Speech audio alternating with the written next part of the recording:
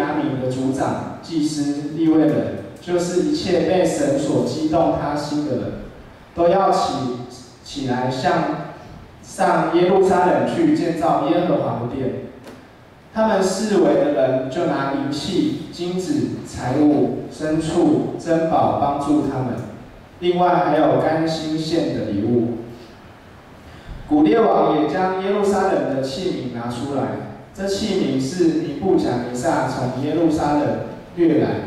放在自己神之庙中的。波斯王古列派库官米提利达将这器皿拿出来，按数交给犹大的首领色巴撒。正道，今天正道的讲题是从神庙到圣殿，我们请知美牧师。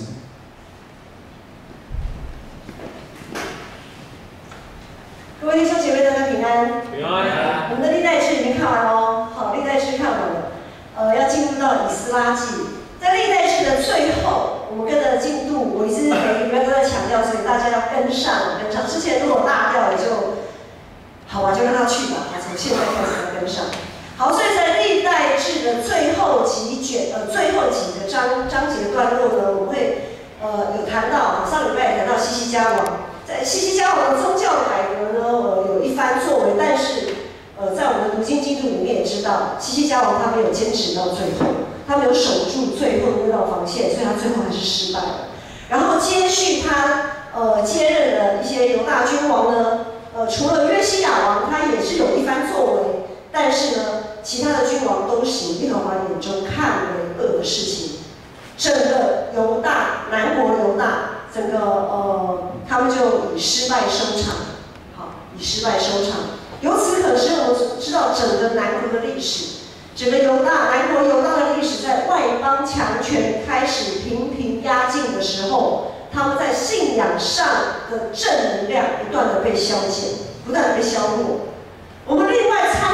若有参照耶利米书的记载的时候，你会发现这群在信心上始终摇摆不定的上帝的子民啊，为什么他们信心摇摆不定？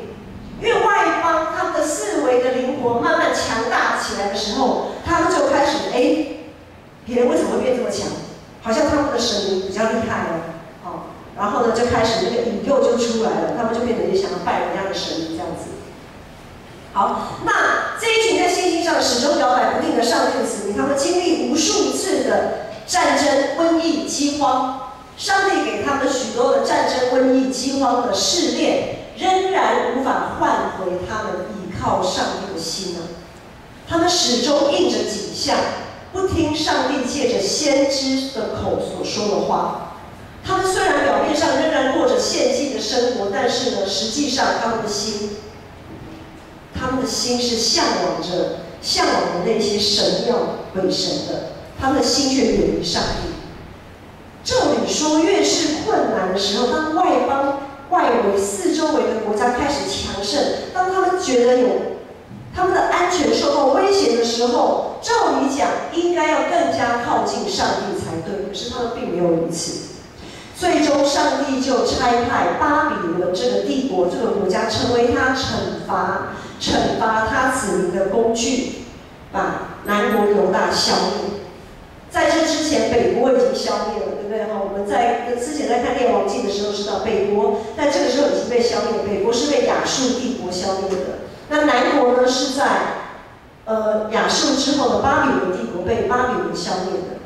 那些上帝所拣选的子民成为俘虏，而圣殿中那些被分别为圣的器皿，就是刚才我们读到的经文，被巴比伦洗劫一空。这一些分别为圣的器皿就被带到巴比伦遥远的1500公里以外的巴比伦那里，他们的神庙里面，本来是放在圣殿里的这些器皿，后来被带去巴比伦，放在他们的神庙里面，包括敬拜上帝的人也全部，一些贵胄、一些贵族、一些我们想说在社会上有地位、有头有脸的人，通通被掳到巴比伦去。通通被洗劫一空啊！一群本来在自己的故乡里面有圣殿可以敬拜上帝的子民，如今到了一个充满偶像鬼神的神庙的环境里生活。他们那个时候如今他们在巴比伦王的统治底下，没有圣殿敬拜的日子，没有祭司利未人带领他们进行敬拜的礼仪，而且被迫要过着拜偶像的生活。如果大家对但以理的故事，但以理先知，我想有上过主日学都很熟悉。但以理被丢到什么里面？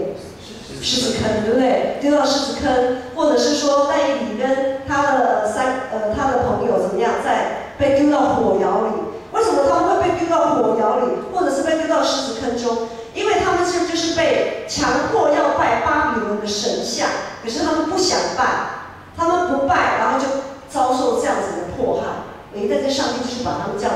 不管从火窑里也好，从狮子坑里面就给他救出来了。好，所以我们可以知道，在巴比伦那个地方，一些敬拜上帝的子民要在那个地方来过生活是非常不容易的，那个逼迫是非常的大的。而且在一个处处被歧视，因为毕竟是难民嘛，逃难的人民，处处被歧视又被逼迫的外邦之地，未来的梦想跟盼望对他们而言真的是遥不可及啊！每一天都是挑战，我每一天我要怎么样填饱自己的肚子，都是很伤脑筋的事情。未来太遥远了，盼望没有，梦想当然也没有。这群上帝的子民在充满偶像神庙的环境当中生活，他们失去圣殿之后，才发现能在圣殿里敬拜上帝的可贵。人往往都是失去了才懂得珍惜，千金难买早知道。这份很深刻的悔恨，深深扎在这群犹太人的心中。而上帝过去对他们所说的一切话，成为他们能坚持下去的那个力量。因此，有些人就开始甘冒生命的危险，私底下约一约，有点类似我们现在这样，私底下约一约。好，今天又好约约，今天来我们家聚会，明天到国燕家聚会，后天呢，到秀瑶姐家聚会，再来呢，那个丽安他们家也可以来聚会。就大家就私底下偷偷的，所以会堂其实新约时代的会堂的生活就是从被掳时期开始衍生出来，因为他们没有圣殿，没有地方可以让他们集体敬拜，就只好各自在各自的家里偷偷摸摸的聚会。然后跟着他们一起被掳的当中，当然也有祭司利未人，所以这些祭司利未人也在他们聚集的时候呢，来宣讲上帝的话，他们开始口述。他们有一个口述历史的，就是犹太人，他们会一直不断的述说过去上帝的作为，上帝如何从出埃及然后等等，一路上怎么样保守看顾他们。他们开始述说上帝的作为，述说上帝之前上帝借着先知所说的话，因此他们可以坚持在这个艰难的环境当中坚持下去。上帝曾经借着先知的话说：“等我所定刑罚的日子满了，等我眷顾以色列人的日子到了，我必将凡属我的子民，并这些圣殿的器皿，全数都要带回耶路撒冷。”这是上帝借着耶利米先知的口给他们的应许，他们也紧抓着这样的应许，等待，再等待。果然70年过去，波斯帝国取代了巴比伦，成为雄霸一方的霸主，掌管全地。上帝就激动波斯王古列，让凡属上帝的子民都可以回到耶路撒冷重建圣殿。也就是我们以斯拉记的第1章一开始有说到，古列王就下诏，我们讲圣旨到，通告全国。在你们，他说，上面的圣旨，有个圣旨，就在你们中间所有属上帝的子民都可以回到耶路撒冷去重建耶和华的圣殿。那其他的人呢？因为他没有强迫每个人都要回去，他只说你愿意回去的人回去，但是不愿意的人，或是没有想要回去的人，甚至于是不认识上帝的其他的外邦人，只要是比如说又好决定回去，那住在他四周围的人，不管是信主的不信主的，都要支持他回去做这件事情，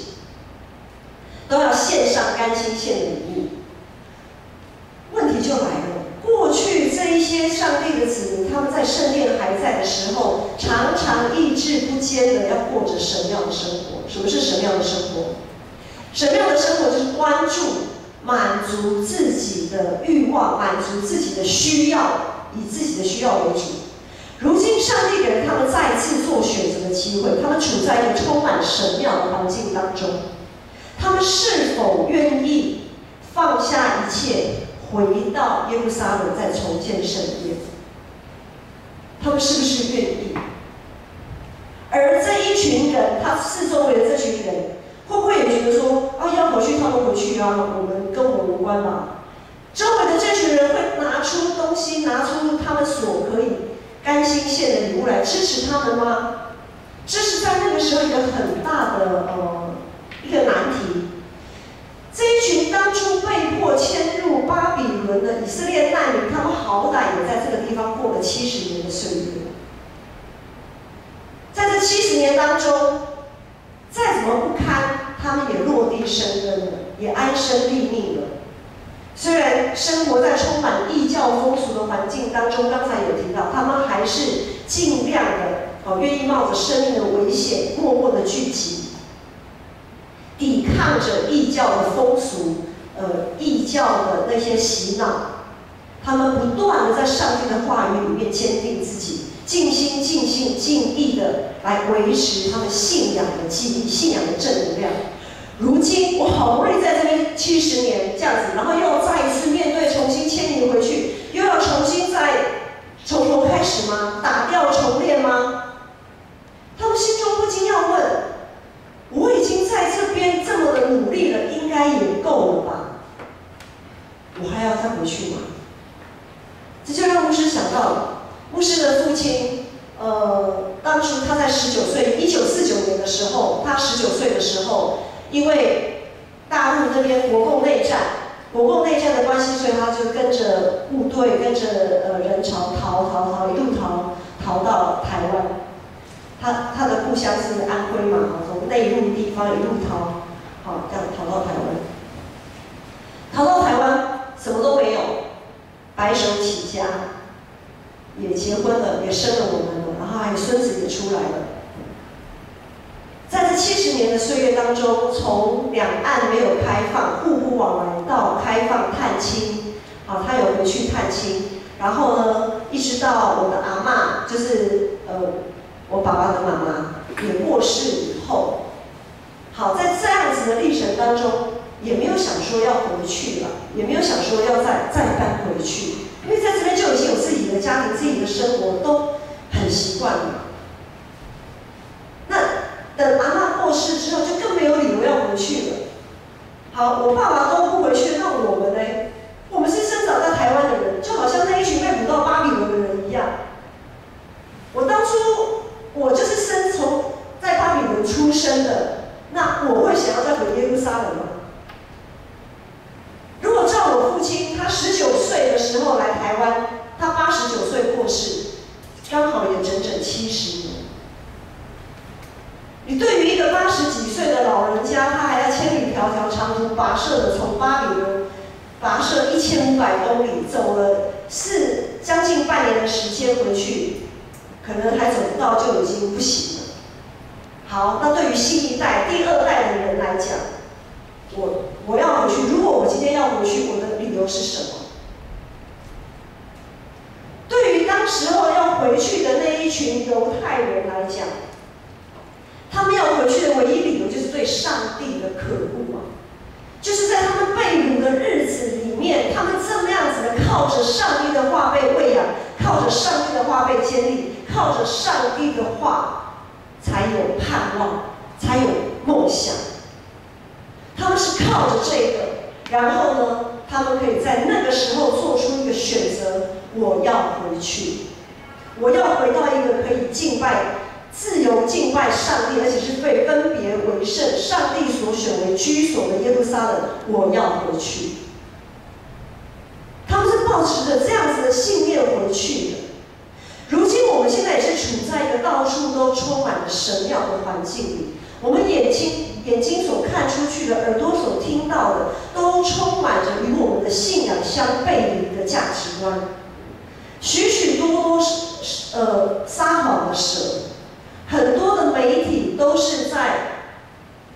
吹牛，都是在说一些不真实的话。许许多多的骄傲，让我们的欲望不断的扩张。小车子之后就要换大车子，小公司以后就要换大公司。我的薪水，当我在转换工作的时候，我的薪水一定要越来越多才行。然后呢，别人娶的老婆漂亮，我娶的老婆就要更漂亮，好，等等之类的。很多时候我们都在比较，我们的言语当中充满了许多的欲望，没有办法满足的欲望。而我们生活在这样子的环境里面，我们也有的时候不经意的会被影响。当我们充满了许多想要被满足的欲望的时候，我们就会开始找很多理由跟上帝请假，或者是跟上帝讨价还价。虽然在这当中，牧师知道有许多人仍然是排除万难，抵挡这个世界的价值观，努力的从神庙生活要进入到圣殿的生活。但是也有些弟兄姐妹仍然耐不住那动摇摇摆的心，好，仍然无法稳定坚定的站立在上帝的面前，常常就会跟上帝请假，推辞一些服事，似乎走在一条圣殿回到神庙的一个回头路里面。我们到底是要从神庙走向圣殿，还是从圣殿走到神庙去呢？上个礼拜牧师有提到，当我们教会朝着异象前进的时候，有许多的谎言会窜出来，动摇我们的信心；有许多突发的状况也会跑出来扯我们后腿。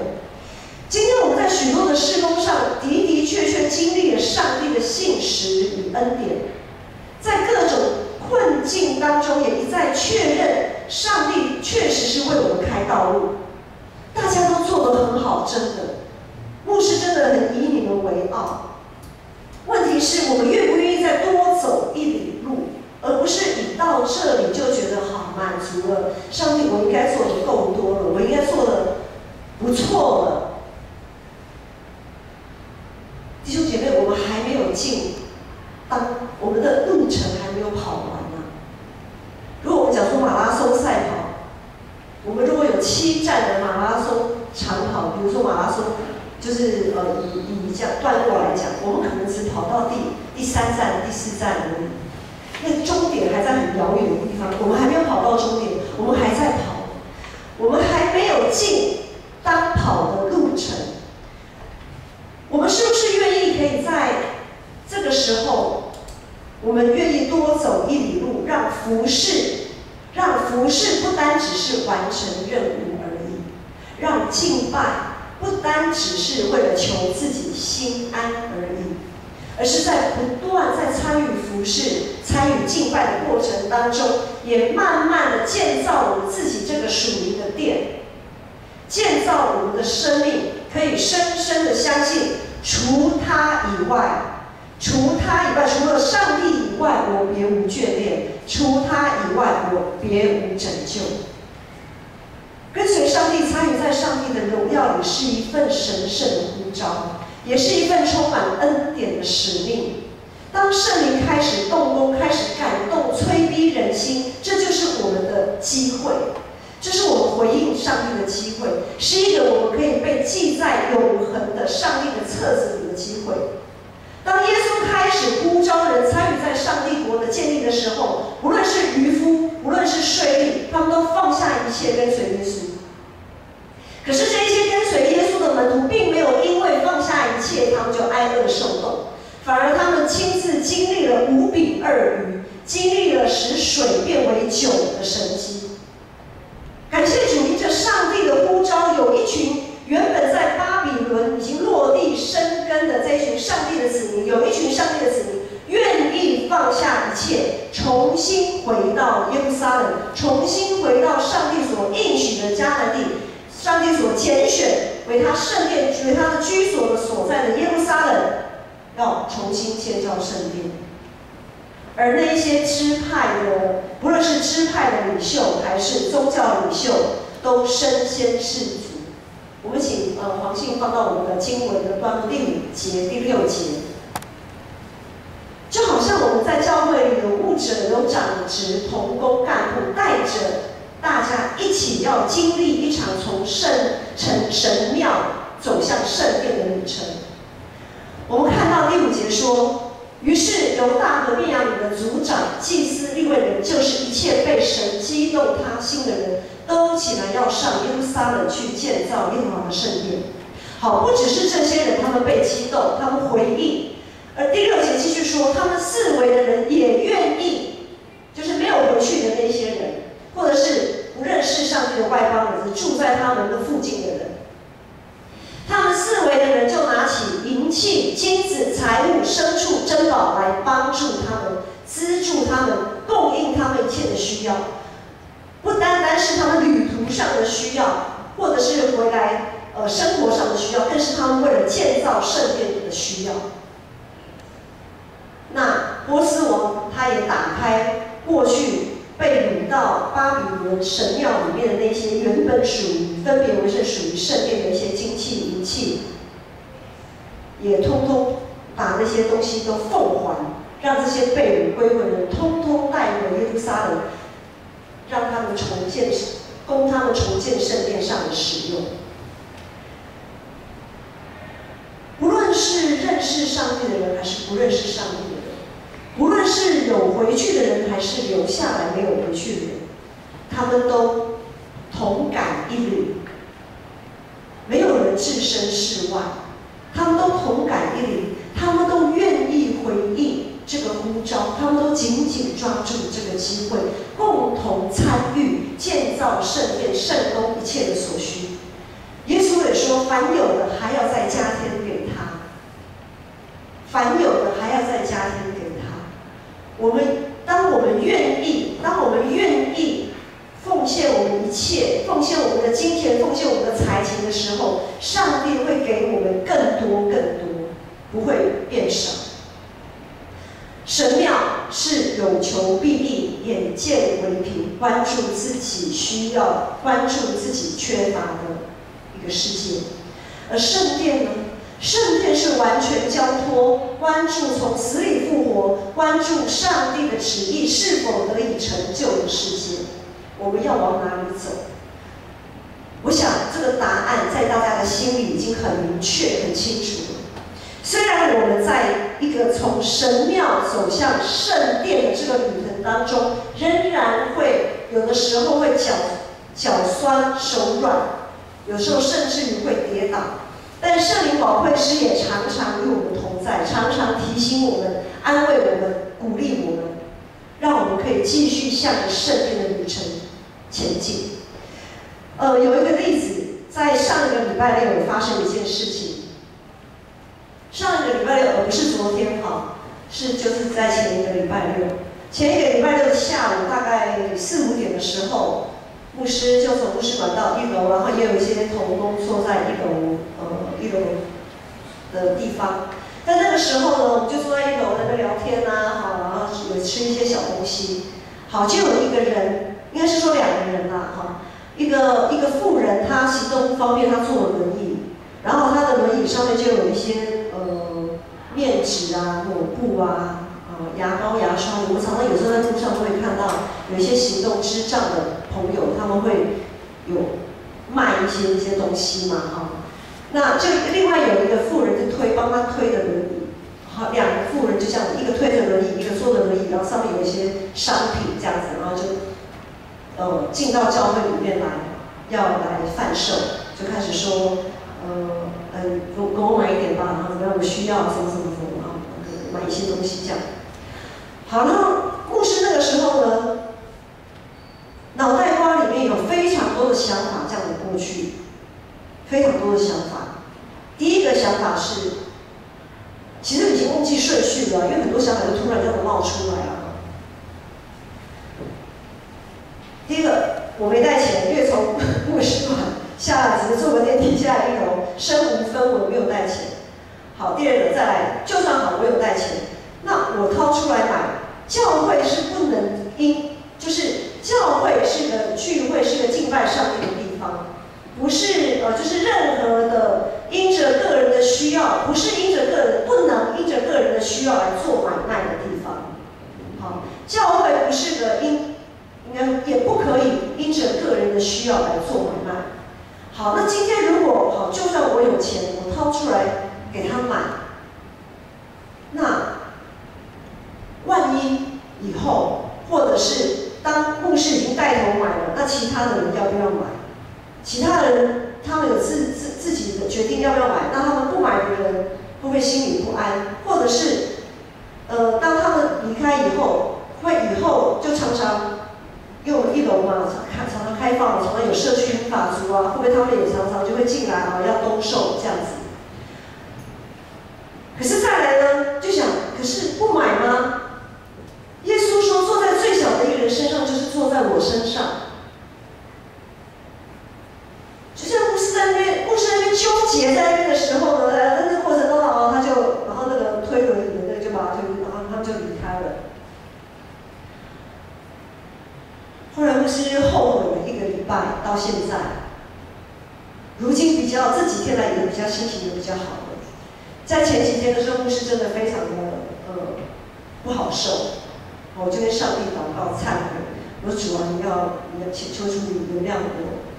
软弱，就是求主赦免我。怎么说呢？因为后来上帝有一个想法，一个念头，他说没有错，在教会你不能做买卖。那他离开的时候，我可以追出去嘛？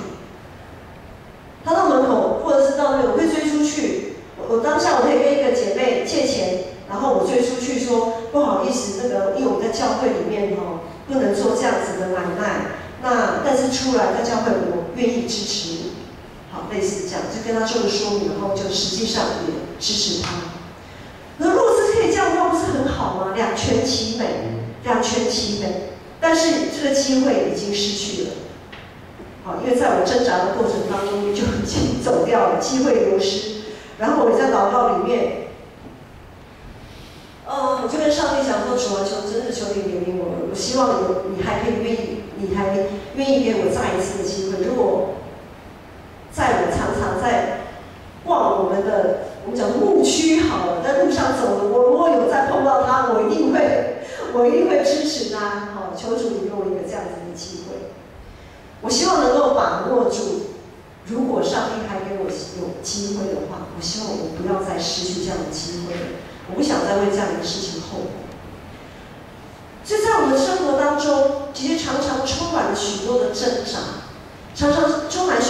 扎，包括我们要面对我们未信的家人，很多时候我们会在他们的眼光、言语上，我们有很多的挣扎。比如说，我们常常可能要跟他们解释说，他们的疑惑说，为什么礼拜天好不容易放假天，你们还要牺牲睡眠，还要来做礼拜？为什么要牺牲休假休息的时候还要来聚会？为什么身体已经不舒服了，就有一些负责爱餐准备料的姐妹，我们每个礼拜吃爱餐，很多的姐妹们，她们其实身体上筋骨都有问题。可是他们还是愿意来切菜、备料、洗菜。那如果他的家人不信主，会不会觉得说：你做这些干什么？上帝也没看见啊，不然上帝为什么不医治你？你手已经这么痛了，腰已经这么酸了，脖子已经快要举不起来了，你还在那边去切菜去服侍，有完没完啊？你在家里休息，好好的保养你的身体吧。就是这一些愿意为上帝摆上的人，他们背后，在我们，因为牧师也是第一代基督徒，牧师的家人除了我说公，感谢主，但是我跟义贤牧师的大部分，特别是义贤牧师那边，很多他的家族都没有信主的，背后的那些声音跟眼光啊，我们常常要去对抗。不是对抗他们人，好，上个礼拜有讲到了，